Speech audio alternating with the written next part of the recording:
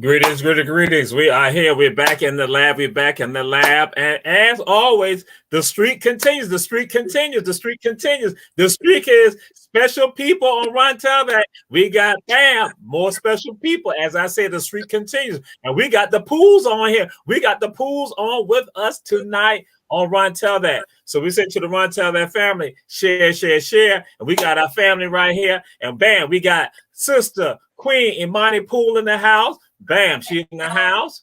Greetings to you, sis. Then we got the brother. We got the king. Denzal Poole in the house. Bam, glad to have y'all on Run Tell That. And again, we have conversation. We chill. We all of that. And so we're going to get into some other things too. But we're going to throw it out there right now. Throw it out there like this. So, Sister Imani, who are you? Who are you? Well, I am Imani Poole. I am from North Carolina, born and raised in Cary, but I was all around the RDU area. Went to UNCG and Central, got my bachelor's in social work and my master's in social work also. I have a very strong background in dance, and I'm new to Savannah. We've been here about a year now. So, yep. So that's me. All right. And Reverend Betty Jones, glad to have you. Good evening to you, Reverend Betty Jones. And so now we move on to my brother, the king, Denzal. Who are you? Hey, like you said, Denzal Poole, come out of North Carolina, born in Fayetteville, raised in Raleigh, South Side.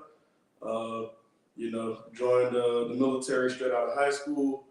Been kind of moving around as a kid, kind of had that upbringing, and since then, been doing it 13 years strong. All right. Yes, indeed. So now we're going to roll with this right here. And this is how we do it. I always ask this question. So, Brother Denzal, who are your people?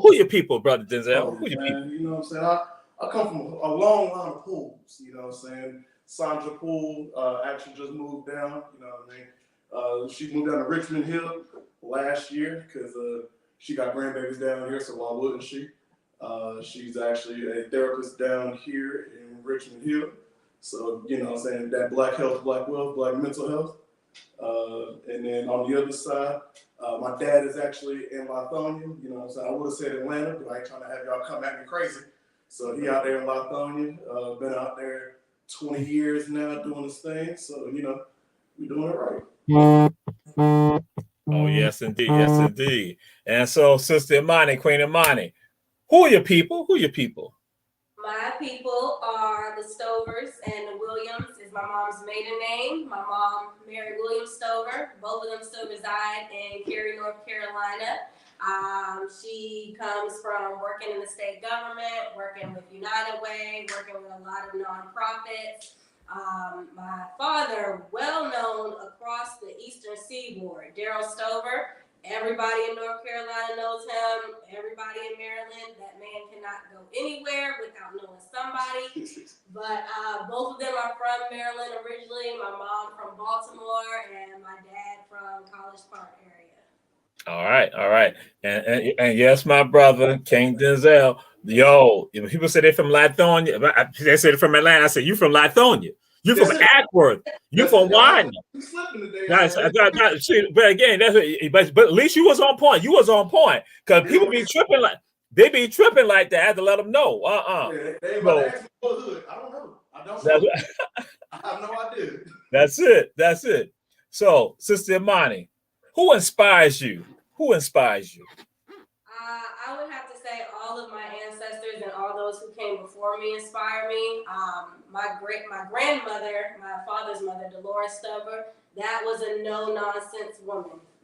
She did not take anything from anybody. She said whatever she wanted to say, and she wanted to be involved in any and everything. So Dolores Stover inspires me every day, but also three great pioneers back in North Carolina who I actually was just a part of a program honoring them. The incomparable Chuck Davis, rest in heaven. He was a part of laying my foundation in dance, in the Durham community, and just in life. Mama Sadia Shakur and Mama Tony K. Hall, all three of them were very instrumental in building my foundation. And we just honored them back in Durham, North Carolina at the Hayti Heritage Center. It was an amazing program, getting back together with Collage Dance Company alumni and just coming together and bringing that together to give Mama Sadia and Mama Tony their flowers while they're still here. Because that is one thing we have to absolutely be doing. We cannot wait until our elders are passing on and then we want to honor them and pay tribute and homage to them, you know, after they've gone on to the beyond. We need to give them their flowers while they're here and let them know the impact that they've had on all of our lives. And those two and Baba Shuck Davis has had an immense impact on my life and so many others in the dance and drum community in New York, in North Carolina, and all over. He touched so many lives. Yes, indeed. Yes, indeed. And to my brother, Jack Silas, glad to have you on here, brother. That's why we're going to testify. They're going to testify. That's what we're going to do. And then Mary Williams Stover, right here. She's saying, go ahead. She's saying, go ahead to the family. That's what. Hey, so that's what we say. Bam. And so to brother Denzal, who inspires you? I mean, I think she hit it right on the head when she said all those that came before us. But, you know, I think right now I'm kind of inspired by what's happening right now. I think I'm inspired by like Black artists who are capturing this struggle. I think right now we are in a time where we look and we see remnants of what our generations before us fought through. And you know, I think I'm inspired by literally the pain and the triumph of what's going on through our community right now. So, you know, I mean, I think we have amazing highs. And I think we're seeing some lows that we thought our parents fought through and already defeated. So I think I'm just inspired by the struggle and the struggle. All right, yes, indeed. And what is so fitting is that one of my cousins called me today and talked about that we had a homegoing service on Saturday. Mm-hmm. And she said she didn't realize that out of the 12 children, that 5 of them are still here. She was like, we got to do something. She said that moved me to say, we need to go and honor them right now. As you were saying, Sister Imani, she's like, we need to go ahead and get them their flowers right now. And so that's a part of my cousins, my generation now say, we're going to do that for our other mothers and aunts and uncles with regards to that. So now we're going to come to this. Brother Denzal, what is that song that give you that give that you know, like when you hear it, it's like that you feel it. And it could be a song or songs. So let my people know, let the one tell that family know, let everybody know. You know what? I got a couple because I love music. I think that's cool, right? But you know what I mean, doing like content creation and like editing, you know what I mean? There's a lot of time when you're recluse, when you gotta kind of shut everything out and that music gets you through. First and foremost, always Sam Cooke, Change Gonna Come. You know what I mean? Needs no explanation. I think another one right now that we got, because you got to do the old with the new, Lockdown, Anderson .Paak. You know what I mean? I think that song will go down in history as like an embodiment of our generation's struggle, along with right up there, Freedom remix with Beyonce and Kendrick. And then, you know what I'm saying, taking it back one more time with Stevie Wonder, They Won't Go When I Go. I think that one's been hitting extra hard recently, just off of some things that I was looking into, and just even just as far as the lyrics and how, you know, everybody knows Stevie for his upbeat, you know, Sir Duke type feel. But for him to have a track where he felt, and you could feel that in the music. You know what I mean? I think, like I said, I'm inspired by the struggle and the strive. So you got to have a little bit of both to get you through. So I think those, if I had to give 4, that would be it. Those are the ones. Because out of them tracks, you're going to feel like either dancing and partying, having a revolution in the street, or, you know what I'm saying, just having that moment where you self-reflect. Yes, indeed. Yes, indeed. That's it. That's it. So, Sister Imani, what is that song or songs that give you that feel? It's so many songs, and honestly, any song that gets me up and dancing gives me that. And I can't even say a song. I gotta give you some artists that I will listen to their whole album all the way. Okay. Anything Jill Scott, just like Denzal is saying, Stevie Wonder, he's known for all the upbeat. So Sir Duke, isn't she lovely? I need that when I need to inspire myself and uplift myself. I gotta tell myself, yes, I am lovely. Yes, I am everything. Especially Robert Glasper. Anything, all of his combinations, because he pulls from and uses so many different artists. The Robert Glasper Experience, that album is amazing.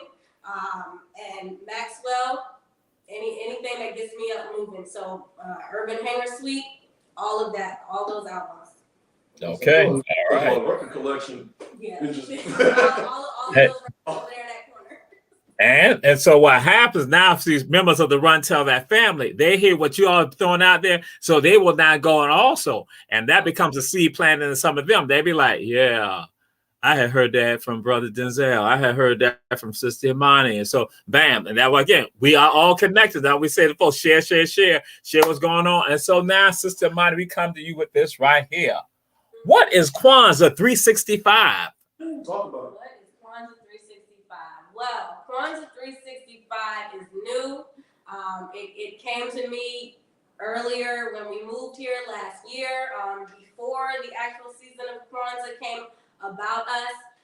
But Kwanzaa 365 is just an organization that I am starting up and working on. And I want to educate the community, encourage and introduce the community to the principles of Kwanzaa, and encourage them to adapt the mindset and live out those principles all year long. To those who don't know those principles, it is a 7-day celebration, but you do not only have to focus on them 7 days. Those principles are Umoja for unity, Kujichagulia, self-determination, Ujima, collective work and responsibility, Ujamaa, cooperative economics, Nia, purpose, Kuumba, creativity, and Imani, faith. And so those principles, they can guide you through life. They can guide your mindset. We as Black people, a lot of people say, we need to pull together. We need to pull together. That is Umoja. That is unity. We've been together, but we need to be stronger together. We need to come together and be on one accord and be striving towards the same thing. So Kwanzaa 365 is something that I thought of when I moved here. Really, it came about from an experience I had when I was asking, going around to different Black-owned dance studios for my daughter, trying to see, what activities I can put her in. I used to teach at a dance studio. She took dance back in Virginia, and so I was asking around, to see where I might start her taking classes. I was talking to one woman. I do not recall the name of her studio at this time because we did not choose to continue there. But I also asked her, in addition to the classes she currently has, do you ever offer any African dance classes? Are you looking for an African dance teacher? She said, oh, no one's interested in that until February. I said, excuse me.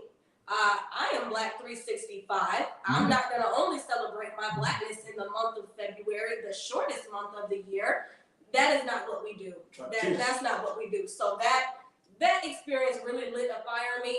And unfortunately, it wasn't the first time that someone told me that here. When I'm asking around, trying to get information, putting it out there that my background is in African dance. Oh, you won't see that here until February. That's unacceptable. And so with those responses that I got, I said, okay, there needs to be a change. There needs to be something. Now, granted, I don't know all the going-ons and all the happenings. I don't know everybody in Savannah yet. But from those two experiences and a couple other responses that I got, I said, okay, you know what? I'm going to share my knowledge, my culture, my experience with this community that I am now a part of, and we're going to make some things happen. And that is what Kwanzaa 365 is. We want to advocate for our people. We want to uplift and support. We are going to provide programming for youth and adults. And that is Kwanzaa 365. All right. We appreciate it. And we say good evening to Thelma Grant. And now I have to say this, Sister Imani, that was some absolute foolishness and some madness that was uttered. That was absolutely insane that people uttered that type of craziness. And that's what goes on. That again. And so I tell people, they ain't got the pulse on what's happening. They ain't got the pulse. Just because they do it don't mean that they got the pulse. So yes. And so now we're going to find out what is, and Rebecca Rose, greetings to you, sis. Also, good evening to you too. So I want to get amped about Amped D. I want to get amped. What is amp? What is amp? I want to get amped. What's the amp about Amped D? Love. So digital amp is you know what I mean. I got a couple of different nicknames. You know, growing up where you grow up, you're gonna get a couple of them. One of them that stuck was amp, and then the digital aspect is literally just the documentation of what we do. Digital amp started solely because I don't ever want anybody else to tell our story. If you ain't here, shut up about it. There's plenty of people out here who can tell our story, and I'm one of many. So, you know what I mean? When you got, you know, them big companies having shirts cool as monkey at the zoo, and they got a black boy wearing a shirt, come on now. Hey, I ain't worried about being sit at the table. I'm gonna make my own thing. So, and so that, you know what I mean? We have plenty of people tell our story that look like us that are actually living it, and there's no better view than that one looking outwards and the one that's looking directly at it. So, you know, hey, I tell my guy, yeah, like, how you doing, man? But you know what I'm saying? There's nothing better than being able to tell our story. And I think we have so many stories to tell as Black people. You know what I mean? We are not this like Lifetime biopic that they try to make us seem. You know what I mean? We're not this you know, one-dimensional. Like she said, my Black is not, you know, 24 hour. My Black is not 28 days. Neither is my Black one or two-sided. You know, there's many aspects of life that we see ourselves in that I think should be documented properly, and what better way to do it than to have something that withstands the test of time, being pictures, being videos, being interviews. I mean, even this right here, like this is now our present history, our future history. So, you know, anything that we can do to document our culture properly and from a place of compassion, from a place of sensitivity, from a place of understanding. Because as you know, these big news outlets, they're not worried about us. They want to put us in a box, and that's not where we belong. I'm gonna say this to the president of Our Black Media, Julius Hall. You can't do not fool with Denzal Poole. I'm his agent. I'm his agent. So because I know you, because right now that's what's going on. Julius Hall listening to this right here, and he got some thoughts in his head going on right now. Shut it on down. I'm his agent. Shut it on down. Because you got telling our stories with everybody. You're telling our stories with everybody. Julius Hall, you got I'm right here. You gotta go to my agent. I don't know. Yeah. You gotta go to my agent. Did you just do like the Julius Hall? Like you got the number, Julius Hall. Whoa. I'm my agent. Okay. Yeah, okay.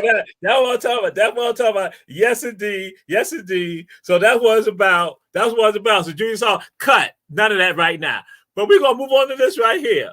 My brother, Denzal, what is culture and history to you? What is culture and history to you? Man, I think culture and history is just that. Our culture is who we are as a people, where we come from. Like I said, is multifaceted. You know what I mean? Like in a world where in superheroes, we're talking multiverses and all these dimensions and whatnot. I think that's the same thing as our culture. Like, I don't care if you grew up playing baseball, riding scooters, or running around with cat ears. Your Blackness is not limited. Your culture is the same. Your culture is like immensely growing. If you came from Alaska or the south side of Chicago, so our culture is what links us together. You know what I mean? Our history is everything that's come before us. You know what I mean? Our heritage, everything that comes before and everything that'll come next. So no, I don't think. I think that question, you know what I mean, is one that that can be answered by everybody differently. But for me, my culture comes, like I said, out of North Carolina. You know what I mean? I'm blessed enough to have been moved around this nation many times with my mother and my aunt, as she was a single mother in the military. So I was a single mother in the military, so my mother stepped in to help out with the kids, and you know that kind of just kept our family close. But that is what my culture is, coming from, you know, Colorado Springs all the way to Virginia for many years, back to North Carolina. Then, like I said, joining the military, going to Hawaii, going all around the world, traveling with them, and from Virginia, and then settling there to Savannah. You know what I mean? Like that is, and this culture continues to grow. So. Yes, sir. Ever growing. So, Sister Imani, what is culture and history to you? Culture for me is how all of us Black people are connected. It's everything that we have in common. The experiences that we've lived is our history, and how we tell our story, how our ancestors have told our stories, and how we continue to tell those stories is our history. Like Denzal was saying, how everyone expresses that culture or how they say what culture is for them is always going to be different. But for me, our culture is our foods, our language, how we talk, how we interact with each other, the unspoken spokens that we express, the culture in the workplace when we are together. And so it's everything that connects us. Again, it's going to be different because we come from different places. You can look at African Americans in the United States. You can look at the African diaspora all over the world. We are all connected still because the fact is we all come from the motherland of Africa. Okay, that is how we are all connected, and that is our culture. That culture looks different because we've had different experiences with it through our family, through our friends, through our location where we live, but we are still all connected through that culture. And we have to continue that culture and pass it on to those generations because what our great-grandparents and our grandparents experienced as their culture, that's not the same as what we're experiencing right now as our culture. Right now there's a trend that a lot of African Americans are traveling all around the world. We are going back to Africa. We are immersing ourselves in the culture there. That's not what our great-grandparents were doing at the time, but now that has become a part of our culture, returning and immersing ourselves in the African culture, looking up our roots, seeing where exactly we came from. All right. Yes. And something I throw out there to people hear me talk about that. In fact, some of our ancestors were closer to Africa than many of us today because they were living it. They were manifesting it. Just that what happened for some of us, we disconnected. And in particular, that occurs in the 1900s where Black folks, they had institutions that were identifying with Africa. They were doing those things coming from Africa, but people told them that was tied to backwardness, it was tied to barbarity and other things like that. So people disconnected. So now some people are doing the reclamation, the reclaiming of it. And so that's why now we move to this question to you all is with regards to this. How do you live it? How do you live your culture? How do you embrace it and live it, Sister Imani? I embrace and live my culture by just being me, by being Black, carrying on the traditions that my family has passed on to me, carrying them on to my children, going out and conversing with elders so I can pass on their stories, pass on their traditions, pass on their cultures, going out and engaging in activities with other Black people, other people who are like me. So I can tell my story, tell them my experience, learn about their experience, because you can learn something new from everybody. Going out to these cultural festivals and experiencing that, going to programs that are for us, by us. That's the main thing. Supporting Black programs, supporting Black businesses, and supporting programs that are for us, by us. Like Denzal was saying, not letting other people tell our story, but being a part of the story being told because we are living it. And so that's how I live my culture, being a part of the story being told. Okay, and we say greetings to Sister Yana Brown. And so we say to all you checking out Run Tell That, we say share, share, share, share, share, share. And so we now go to Brother Denzal. How do you embrace and live your culture and history? I think, that's a two-part question for me. Embrace it. I embrace it by doing what I do daily, proudly, without apology, without explanation. You know what I mean? You can question it. I don't mean I got to answer it. However I feel in the morning is the Black I'm going to be today. I don't plan for tomorrow's Blackness. I just get up and brush my teeth, and whatever that day's culture hits me, whatever ancestor decides to jump on my back and guide me through that day, that's who I am. And then I think, how that progresses, that culture, is, we are raising our kids to be very unapologetic, to be very confident in themselves. We have two girls, two queens in the making. They will not have the same, generational guidelines that we were growing up with, that our parents grew up with, that our grandparents, My grandmother was born in 1922, up until the day that she passed. You know what I mean? I think I got to watch her stop apologizing. I watched her get to the phase where it is what it is and it is what's going to be. So, no, that is the way that our kids will grow up. And as we both have very influential Black women in our lives that were our grandmothers, we got them back in our doors. So we will raise them accordingly to be the next generation of proud Black women. And that is how we embrace it, and that's how we move it forward. You know, it's all about the next generation after that, and after that. Yes, indeed. Yes, indeed. That's right. Indeed. Yes, indeed. And so now we go with regards to this to you, Brother Denzal. How can your work with regards to culture help your community, help our people? How can your work with regards to culture and history help our people and help our communities? Oh, I think just our community here, once again, telling that story, you know, I think there's a misconception about Savannah area, and I think the Low Country in general, all the way down to Brunswick. I think there's a misconception from the rest of the country. Like I said, we came from Virginia just before this, and you know there was a bit of convincing because I was fortunate enough to be able to come here. I went to one of my trainings was in Charleston. I was fortunate enough to be able to come here and experience Savannah for a weekend, and I saw with my own two eyes something I didn't even believe before. Because I think the misconception of Savannah is that it's very white. It's a very white, rural, Republican, conservative area, and then you come here and you see this blackness right in your face. And I mean, it's right there.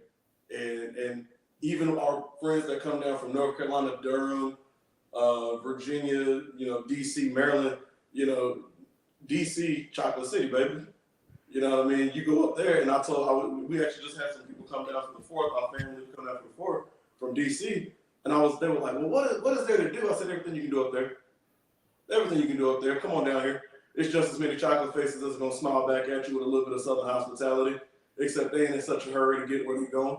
So down here, I think the thing that the work that I do and that I strive to do is to show that like the world needs to see Savannah as black as it is.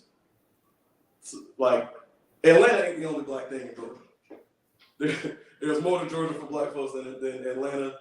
In the Atlanta scene, I think Savannah needs to show that. And then on the other side of that, as many events that happen in Savannah consistently for us, by us, I think that there is a way that can always be presented better. You know what I mean? You can always make better.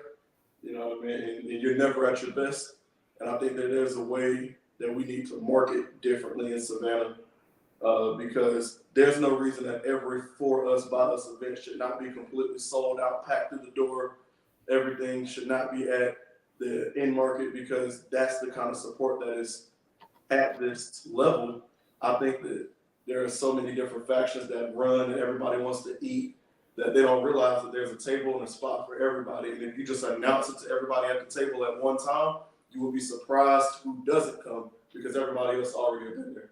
So I think in the marketing aspect of Savannah and the capturing of the culture, you know what I mean? I think there's 1,001 documentaries about Atlanta, about why you should come there and this, that, and the third. I don't know why there's not any, you know, about Savannah that are known. I mean, like I said, there could be. But once again, if they're not on the tip of your tongue, if they're not in front of you and your viewing pleasure, then they're not there. And we're going to change that because, you know, my agent is going to get me in the right avenues so that we can go out there and create our story for our people. Did you hear that, Julius Hall? Did you hear? Can you hear, Julius Hall? Can you hear? Do you need a hearing aid? Did you get that? So yes, indeed. Yes, indeed. So Sister Imani, how can your work with regards to culture help elevate our people and our communities? Well, you know, Project 365, that is in the goal line. That is what I envision it to do, to educate, to uplift, and to encourage and advocate our community, our people. Of course, I'm starting small with Savannah, but I want to see it grow. Those who have never been introduced to Kwanzaa, I want to introduce them to it, educate them about the principles. Hopefully that something they hear will stick out to them, and they'll on their own seek more information, but put on programs to support and educate and uplift our people. Again, supporting that for us, by us. Can't say it enough. There is such a rich culture and history in Savannah. That is one thing that I have come to find out and come to learn since being here within this past year. It is a very rich place. I feel like we can be even further along with if we are coming together and putting out those great ideas and just sharing information with each other, being a resource, being a support for so many other people in this area. We can take things to the next level in Savannah. And so again, Kwanzaa 365 is here to uplift this community, but specifically uplift our people. All right. Yes. And Denzal, when you threw some things out there, yes, some people do not realize that Savannah is a majority Black city. And for some of them, what happened, I tell them, you don't realize that because you just stay in the tourist areas. Come out of the tourist areas, come off of River Street, City Market, and Broad Street, you're going to realize that this is a majority Black city. But again, that's the thing. But see, that's what tourism is about. It's about holding it so that way people get confused and they stay right there and they see that, oh, because we have the largest St. Patrick's Day celebration in the world, or the second largest, depending on which day of the week it is. So people get caught up into that and they think about that and they think about Savannah, it's about the drinking, it's the family-friendly New Orleans, as some people are going to say. So, because again, we're the family-friendly Vegas that you can walk around and get to-go cups. So then, but they don't understand, and Sister Imani, that again, are not understanding that there's history significant to African people right here. That's not just here, but around the entire world. And so that's why I hear from you all is about the planting of seeds. Your work is planting seeds. And so that's what we now roll with this right here. We move to this right there. What are your obligations, or what are your thoughts with regard to your obligations to our people and to our communities? What's your thoughts with regard to your obligation to our people and to our communities, Sister Imani? I feel our obligations to our people and communities is to hold each other accountable, support each other, but hold each other accountable. You know, when someone's stepping out of line and they're hurting our people, and they're doing something that is not going to further our community and our people, call them out. What are you doing? Call them out. This is not going to further us. This is not going to help us move forward. This is going to set us back. This is not going to help you. Reel them back in. You know, this I wholly believe in minding my own business, but if it's gonna hurt our people, my family, our community, I'm gonna call you out. Yeah. So, you know, hold each other accountable and again, support and advocate for each other. Do not hold information in. I feel as though you are obligated. If you know a resource or if you have some information that is gonna help your neighbor, your brother, your sister, let them know. One of my coworkers, one of the staff today, we were getting ready for a meeting. She asked, "Hey, does anybody have T-Mobile in here?" And I was like, "No." Wait, that's a new Sprint just turned into T-Mobile. What's going on? She was like, "Oh, Tuesday, T-Mobile Tuesday. You can get a free year of AAA. You can get 40% off rental cars, off of flights, off of." I said, "Well, hold on now. T-Mobile doing something right. I didn't know about this." She was like, "Yeah, download this app. Give out the information. Don't hold it in. You are obligated to give out that information and uplift your brothers and sisters." We're not sponsored by T-Mobile, by the way. Right. That was just an example. Out there quick. That was just an example. But yes, we are obligated to hold each other accountable, uplift, and be a resource. Yes, indeed. Yes, indeed. So, Brother Denzal, what are our obligations to our people and to our communities? I think, like she said, the biggest one is we gotta be able to check our own. You know what I mean? In the same sense, being able to check our own, be able to praise our own without anybody, you know, questioning it. Like, you know, be able to hold your own 2 feet. That's the best thing you can do for yourself and your community is do the right thing yourself. You know what I mean? Spike Lee said the best, do the right thing. You know what I mean? You stay 10 toes down at all times, you don't have to worry about the next man or the next woman. As long as they do the same thing, you know what I mean? I think our compassion and our ability to reach back should only be to those that can't stand on their own. But we would have to do a lot less reaching back or reaching down to pull up if everyone would just stay the course that they were meant to run. Stop worrying about somebody else. Stop worrying about something that don't apply to you. Stop worrying about something that you don't even want. You want it because somebody else wants it. Figure out what actually makes you happy. And, you know, the good thing is for the most of us is, you know, we are centrally linked through this culture, through this community. You would be surprised that the things that make you happy will make the person beside you happy as well if you just worry about that. You know what I mean? Those things that are out there that are, you know, so everything that glitter ain't gold. And if we only worried about the things that actually made us happy, I think we'd be surprised as a community how happy we all are together. You know, and then for myself, I think as a black man, that there's an aspect of closing the back door. You know, stop letting everybody in the gate, as well as protecting those that are inside. If we are having an event, it is your duty as a black man who is able-bodied and able-minded to do such, to protect what we have.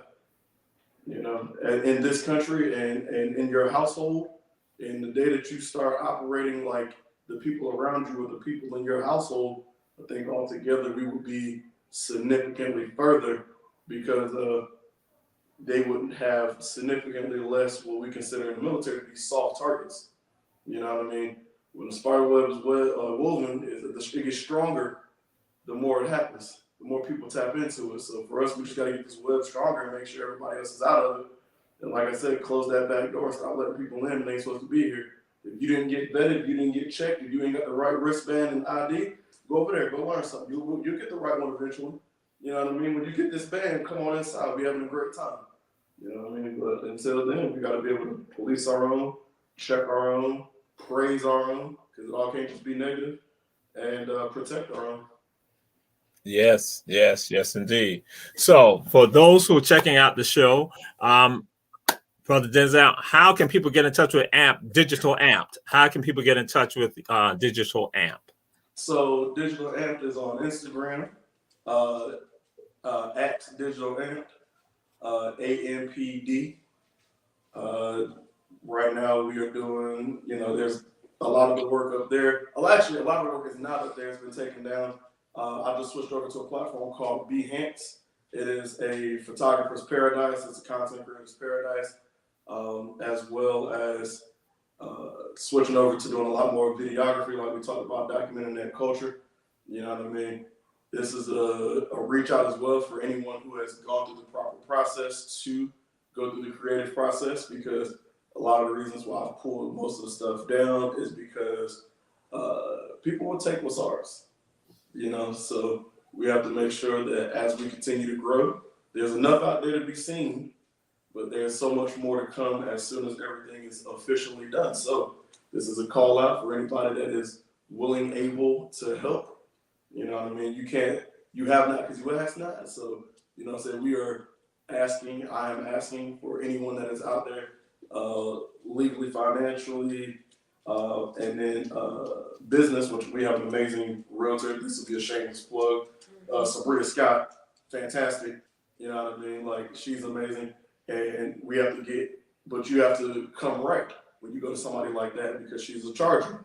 You know what I mean? When you come ready to say, hey, we want a location for a studio, for photography, for dance, for drumming, for community outreach, for a center that people can come to, you better come correct, because you're going to find it tomorrow. Yeah. So, you know what I mean? Anybody that can help us get to that next step properly, quicker, as quick as we can. We don't have step around here. We'll put the Nikes on and get the moving and shaking with you. So, you know, that is how you can find Digital Amp, Instagram, Twitter, Behance, like I said, digital Facebook, just digital photo album, I should say. So please come check us out. You know what I mean? Anything from that, and we also do prints, as far as like actual prints, because you know what I mean, we got the new school that loves to see it on the phone, and we got, you know what I'm saying, the old school and old souls like myself that like to see it, you know, printed out in front of you. Everything from printing, framing, matting, You know what I mean? Family portraits down to anything that I've taken or whatever you need. You know what I mean? We got a one-stop shop with Black Kinkos in here. So you know what I mean? Okay. High quality stuff. So yeah, that is digital amp in a nutshell. And so how can people, is there a number or email address you can get to? Yeah, digital amp at iCloud. That will get you directly to me. Once again, on Instagram, you go to digital amp. It has my LinkedIn. It has all of my different things on there. When I do drop other projects, like every now and again, I put up a link that shows like a video that I've created. But once again, I put them up, I take them down. Once everything is good, legally, copyrights are locked in, everything will go up there because you steal it, I'm gonna come get it back. You know what I mean? So going from one way to do it, from street to civil, you know, they say. Once everything is locked in, that's when we'll share because the same way that we gotta police our people around us and our culture, we gotta make sure we get ourselves right too. So this is just staying 10 toes down. Yes, sir. Yes, sir. And so, Sister Imani, we now come to you. How can people get in touch with you regarding Kwanzaa 365 or any of the efforts that you're doing also? Yes, so on social media, on Instagram, it is at livekwanzaa365, and email, same thing, livekwanzaa365@gmail.com. Don't have a website yet, but I am working on it, and so if you are on the socials on Instagram, you can look me up there, or if you're old school and just want to keep in contact via email, you can send me an email, and I'll make sure I update you on any dance classes, any community outreach programs that we're doing, anything related to the Kwanzaa 365. All right, cool. And we want people, again, share. We want people to not support them with regards to the efforts. And so now we ask this question: what programs or events you have going on that you want the folks to know about, Sister Imani? So I want to highlight the first community outreach program that I did earlier this year during Women's Month. And that was for young Black girls. It was called the Black Girl Magic Experience. We had about 4 to 5, I believe 5 young girls between the ages of 7 and 11 come through. And I had them complete the I am statement. So I asked them to fill in the blank I am. I had a chef. I had an actress. I had a singer. And I had a linguist. She wanted to study. So I had them complete that statement. We talked about self-determination. The highlight of that, or the focus of that program, was Kujichagulia. And so we talked about what self-determination is, how they want to be viewed. We created vision boards with their goals and how they want the world to see them. And then they got pampered by their mothers. And then we had Digital Amp do a photo shoot. I brought some props related to how they completed their I am statement. And that was a very huge success as the first program that Kwanzaa 365 did. I am in the process of planning a mental health program for young boys, so be on the lookout for that.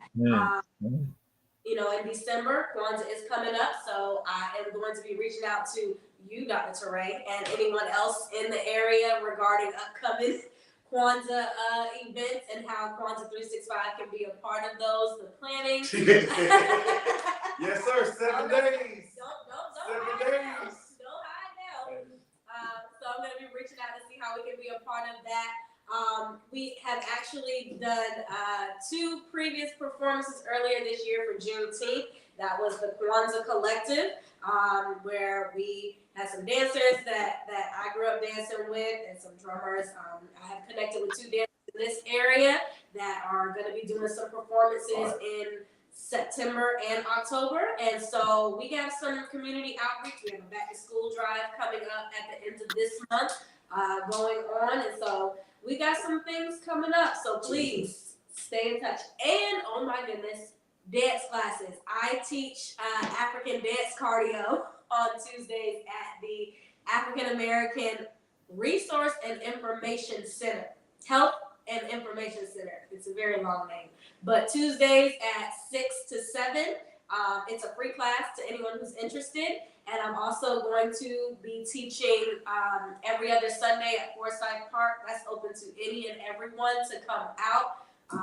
We'll have a drum circle, we'll have a dance class, and whoever wants to come out, if you would like to drop some donations for myself or the drummers, that's absolutely welcome. But it's going to be great energy and great vibes. And please, if you stay in touch, you'll know when those start. And what's the address for the St. Joseph African American Canada African American Center? So those people who are listening, checking us out, who want to come and get some lessons and get some cardio work. While she's looking at it, I'll tell you some things about this. Them classes are booming. All right, don't come in there half stepping. All right, so it's every Tuesday. Every other Tuesday, the drummers are performing live right there. Not only are they doing it in person, they have a Zoom link set up every Tuesday. So you know what I mean. If you don't want to come out, or you don't want to be seen, or you just want to be a little extra careful, go back over it, do it on Zoom link, get in your living room, put your dancing shoes on, and get ready. Forsyth Park, we were out there 3 weeks ago. Yeah, we were out there the first week of June. We couldn't be in the building, and so we moved the class outside the Forsyth Park. The address to the African American Resource Center is 1910 Abercorn Street. But the class at Forsyth Park, the one time we did it, was amazing. We just had some people who were in the park come over and start dancing, and that's really what I wanted to start doing. If I didn't get the invite to come start teaching at African American Resource Center, that's what I would have been doing anyways. So it is a blessing that I get to teach in the center, but I'm still gonna put on these classes at Forsyth Park also. All right, cool. Yes, and the address is right there, 1910 Abercorn Street. And what times? 6 p.m. to 7 p.m. every Tuesday. All right. And go on to my brother. What programs, events you have coming up with Digital Amp? So, Digital Amp, Amp himself, actually, the name comes from my motorcycle club. That was what I was named when I patched, which is Clutch Club, made out of the 7 cities of Virginia. Like I said, creating and capturing our own stories. That is one of the many aspects of it. So one of our upcoming events in collective with Kwanzaa 365 and a couple other companies or Black-owned businesses around here. Was it Izzy Body Organics? Mm-hmm. We will be doing a back to school drive, book bag drive on the 23rd of July. 23rd of this month. Yeah, we're still locking in the location right now because due to some COVID things, it was supposed to be more indoor, and now we're gonna move it back outdoors so that people can come up and comfortably support. What we're looking for is, send these kids back right. You know what I mean? We will have pre-made book bags done up. We're looking for donations in the form of the school supplies, which anybody in Chatham County knows. That's on the same list for everybody. Let's get these kids back in there with their book bags. Let's get these kids back in there with their right supplies. And then at the same time, we'll be accepting uniforms that are, lightly used, because if you got kids like mine, my oldest started this way, ended this way, she wore the uniform 1 or 2 times, we'll be accepting those donations as well. We'll have them professionally cleaned, sanitized, and then they will be up for grabs for anyone that needs them, because them blue shirts get expensive. Mm-hmm. Mess around with Old Navy and tan pants, y'all know what I'm talking about. So, we will continue to do that, and this is something that as a club we will continue to do, and that list of supporters and that list of vendors will only continue to grow. I know, because we are moderately new to the area, being here a year, sometimes you just got to bet on what you know.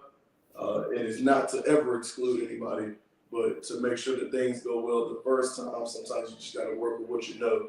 So anybody that would like to come in and support, as far as donations, as far as support, as far as sharing, as far as putting it out there, like you said, share. Mm-hmm. I'm telling you right now, address is coming. The event is happening. You know what I mean? COVID procedures are being followed. We're doing everything right. So all you got to do is come out, support, be ready. You know, like I said, we're accepting financial donations because as soon as it's done here, we'll be taking the supplies that are left over because the intent is to get them out to everybody. But we know August 2nd is the second, right? Third, yeah. Back to school day for our little ones. We will hold on to a good amount of the supplies here, but anything that does not meet the supply list here that is taken, we will be then taking right back up to Virginia and doing the same thing in Virginia, either the weekend of the 30th or the first weekend of August. Up there doing the same thing, a book bag drive, sending the kids back there, good to go, right and ready. There even may be one in North Carolina, but we have a Durham chapter. They are in the midst of doing something right now, preparing for Family Day coming up in October. So that does not put any extra pressure on them. They are focusing on their Family Day. But as far as Georgia and Virginia, got to get these kids back right. All right. All right. So now let y'all know this. Run Tell That is the little brother show of all the shows on the Our Black Media Network. That our show has only 57 minutes, whereas all the other shows, they have 5 hours, 12 hours, 10 hours. But Run Tell That is the little brother show. And we cool with that. We cool with that because we know we give a bang for the punch that we do. And so now we got 4 more minutes left, 4 more minutes, because we're going to get into something. Just want to throw it out there. What do you all say to that person who says that I'm American and they don't embrace their Africanity? What do you say, Brother Denzal? What do you say to that person? That's an easy answer. Where are you supposed to be from? Okay. You know what I mean? Okay.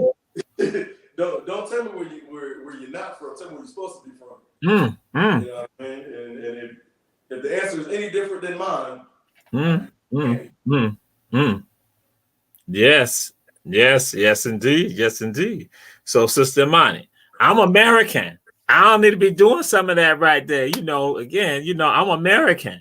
And I'm proud to be American. I ain't left nothing in Africa. I ain't got nothing. I ain't never been to Africa. I don't see Africa. So what do you say to that person, Sister Imani?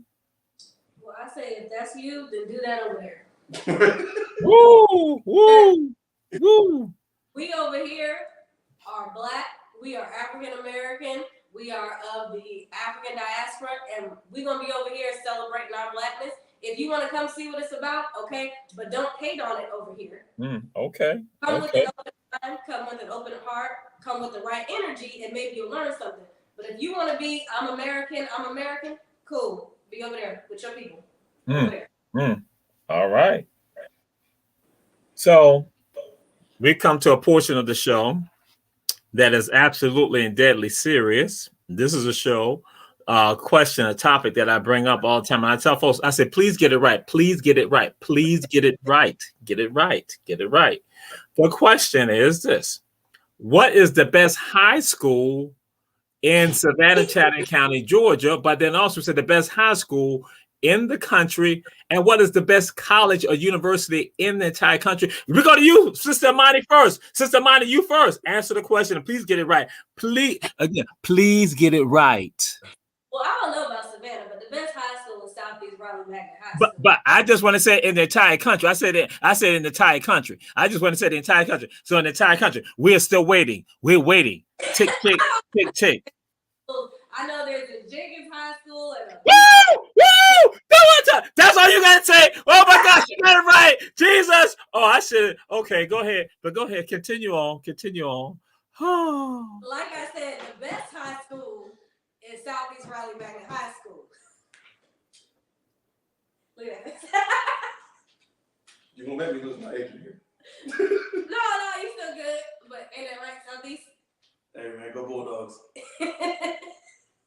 I'm frozen. I can see. I see you're frozen. I gave you what you want though. All right. I'm gonna come.